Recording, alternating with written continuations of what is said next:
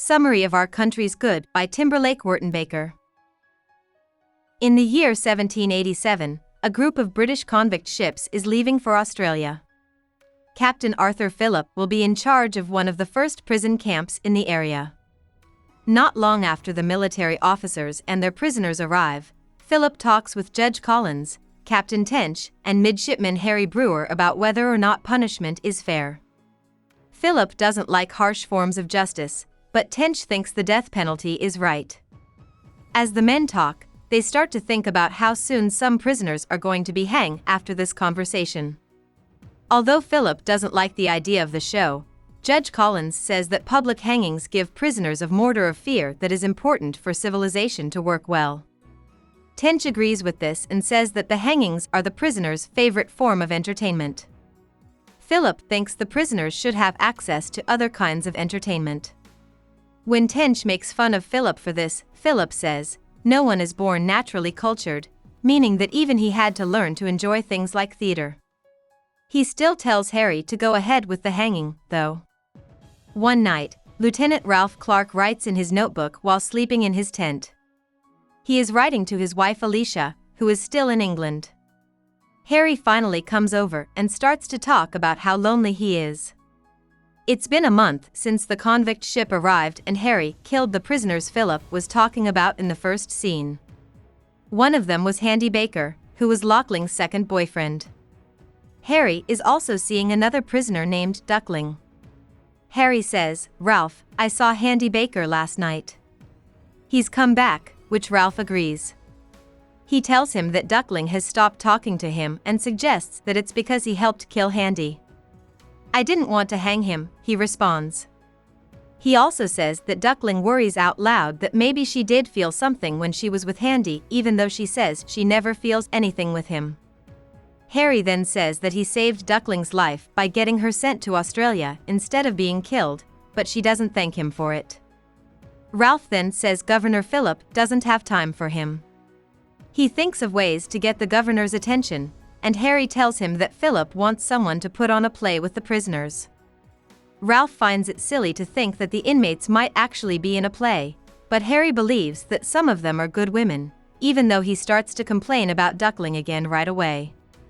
Ralph tells Harry that he used to work in theater and asks Harry to tell Phillip about this. Because Phillip asked him to, Ralph holds tryouts for the recruiting officer, the comedy they have chosen to put on. Ralph hires Mary Brenham right away for the lead role and her friend Dabby Bryant for a small supporting part. Ralph is very interested in Mary because she can read well and talk clearly, which impresses him.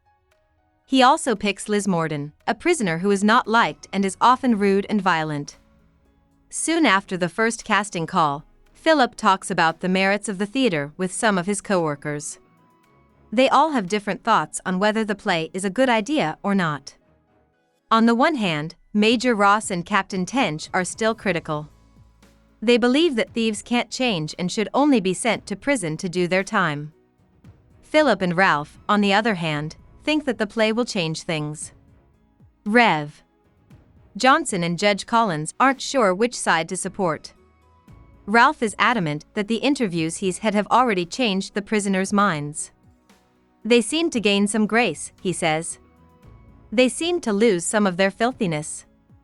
He also says that the play will not only keep the prisoners busy, but it will also give the guards a chance to joke around and act like they're back in England.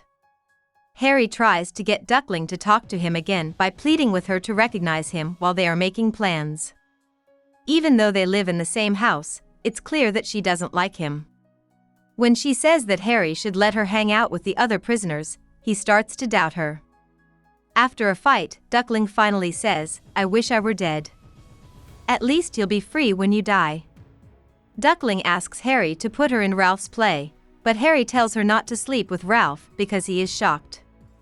During this time, Mary and Dabby practice their lines.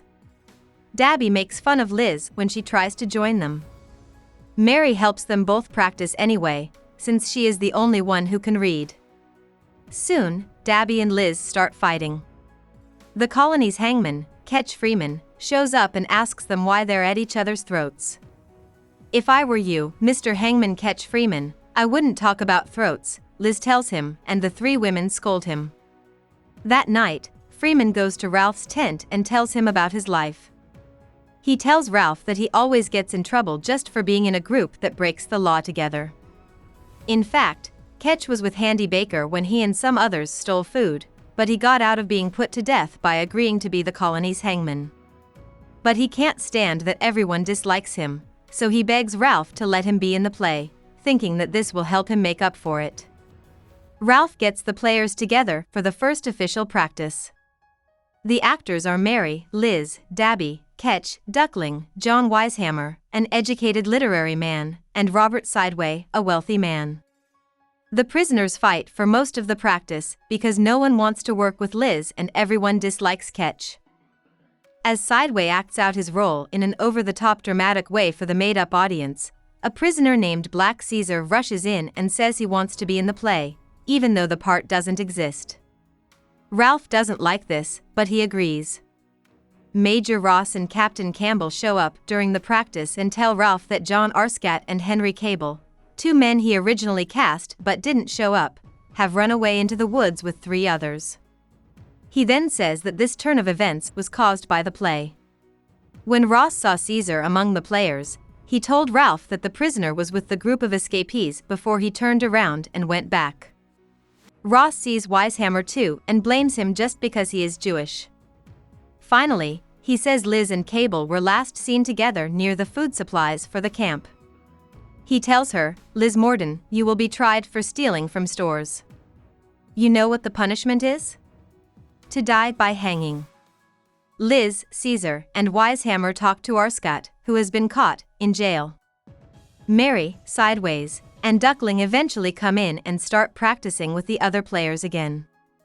They tell them they can still think they're in the play even though they're chained up. At this point, Ralph goes to see Philip and tells him that he wants to end the play because the other police officers don't agree with it. Philip tells him to keep going though, because it's normal to make enemies when you buck conventions. Then he talks about the conversation by Socrates called Meno, in which Socrates teaches a slave who doesn't know much about math.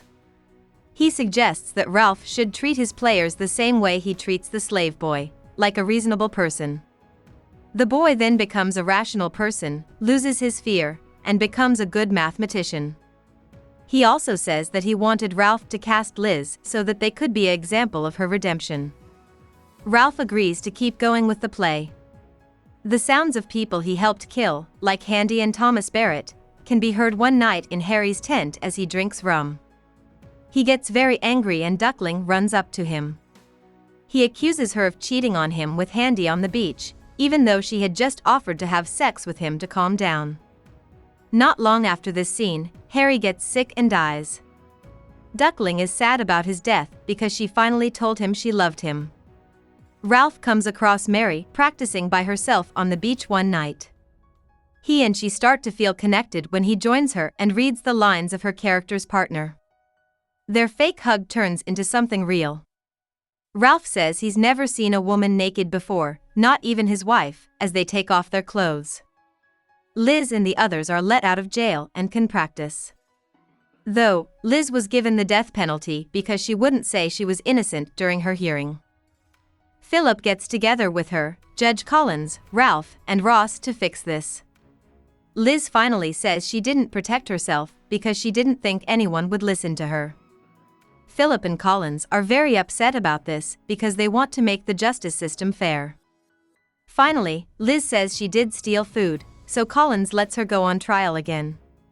Dabby tells her co-stars that she's going to sneak off during the bows on the night of the play, but Mary begs her not to because Ralph will be blamed. Everyone else in the play agrees, and Mary tells them they can't act again if Dabby runs away. This means that Dabby agrees in her mind not to follow through with her plan. Soon after this discussion, Ralph walks in and gets the group ready to go on stage. Wisehammer reads an introduction that he wrote. Ralph agrees that it's good, but he says it's too political. Sideway tells Wisehammer that he can read it in the Sideway Theater, which he plans to open when he gets out of jail.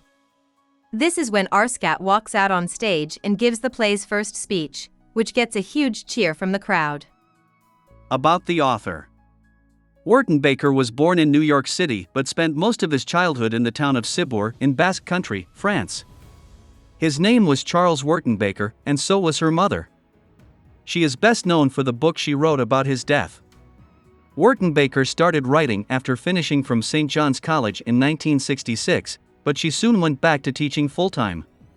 She didn't start writing plays until the 1980s, when she came to London. She began writing for the theatre group Shared Experience in 1983. In 1984, she moved on to write for the Royal Court Theatre. She got her first award for The Grace of Mary Traverse, which she wrote for the Royal Court. Her most famous play, Our Country's Good, which she based on Thomas Keneally's book The Playmaker, opened in 1988. Her original plays number 29. She has also written a number of versions and radio shows. She is married to the writer John Mann and lives with him in Norwich, England. Hope we summarized it fully and you liked it. Please hit the like button and subscribe to our channel so that we are motivated to create more videos.